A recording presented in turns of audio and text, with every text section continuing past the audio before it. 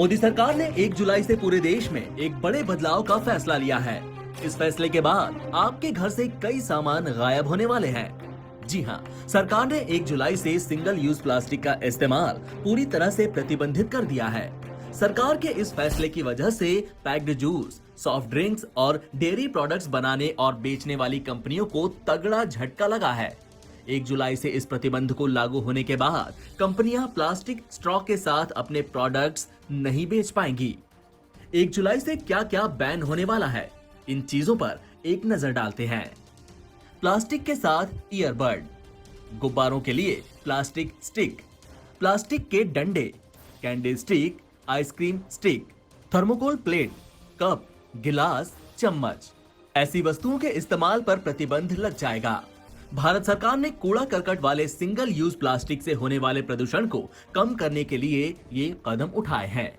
आपको बता दें कि सरकार सिंगल यूज प्लास्टिक पर बैन इसलिए लगा रही है क्योंकि इस तरह के प्लास्टिक को एक बार इस्तेमाल करने के बाद फेंक दिया जाता है।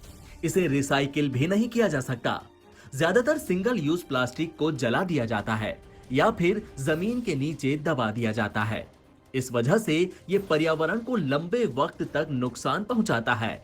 जाहिर सी बात है कि अगर पर्यावरण को नुकसान होगा तो इंसान पर भी इसका बुरा असर पड़ेगा। इस नुकसान को कम करने के लिए सरकार ने ये बड़ा फैसला लिया है। देश का सबसे बड़ा डेयरी समूह अमूल स्ट्रॉ पर बड़े स्तर पर निर्भर है। इस कंपनी ने कुछ दिन पहले सरकार को पत्र लिखकर प्लास्टिक स्ट्रॉ पर लगने वाले प्रतिबंध को टालने का अनुरोध किया था। अमूल ने कहा था कि सरकार के इस फैसले से दुनिया के सबसे बड़े दूध उत्पादक देश के किसानों और दूध की खपत पर नकारात्मक प्रभाव पड़ेगा। 5 रुपए से 30 रुपए के बीच की कीमत वाले जूस और दूध वाले प्रोडक्ट्स का भारत में बड़ा कारोबार है। Amul, PepsiCo, Coca Cola, mother dairy जैसी तमाम कंपनियों के ड्रिंक्स प्लास्टिक स्ट्रॉ के साथ ग्राहकों तक पहुंचते हैं। इस वजह से सिंगल यूज प्लास्टिक पर लगने वाले बैन से बेवरेज कंपनियां परेशान हैं। सरकार ने साफ तौर पर कंपनियों से वैकल्पिक स्ट्रॉ पर स्विच करने को कह दिया है।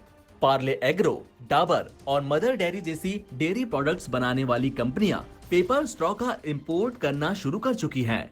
हालांकि प्लास्टिक स्ट्रॉ के मुकाबले पेपर स्ट्रॉ की लागत ज्यादा पड़ रही है, लेकिन उत्पादों की बिक्री जारी रखने के लिए कंपनियां इसका सहारा ले रही हैं। Mother dairy fruit and vegetable private limited के प्रबंधक निदेशक मनीष बंदलिश ने कुछ समय पहले कहा था कि हम पेपर स्ट्रॉ का आयात करेंगे।